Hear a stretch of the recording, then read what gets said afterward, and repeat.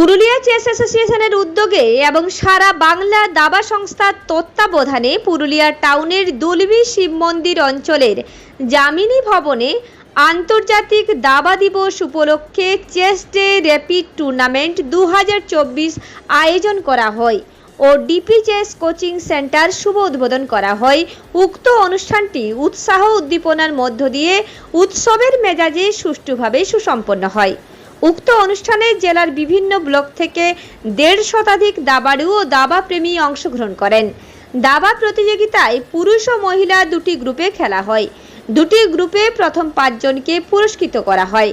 উক্ত অনুষ্ঠানটি উদ্বোধন করেন পুরুলিয়া চেস অ্যাসোসিয়েশনের সভাপতি টিঙ্কু প্রসাদ গুপ্তা। বিশেষ অতিথি ছিলেন দ্বিজেন্দ্র লাল পরামানিক, নরেন্দ্র প্রসাদ, এবাদুল হক হালদার, ধীরাজ রজক, শান্তনু কুন্ডু, সুরত মাহাতো, অনন্ত বাঘারিয়া, ডক্টর শুভঙ্কর পান্ডা, এছাড়াও জেলার বিশিষ্ট দাবাড়ুগণ।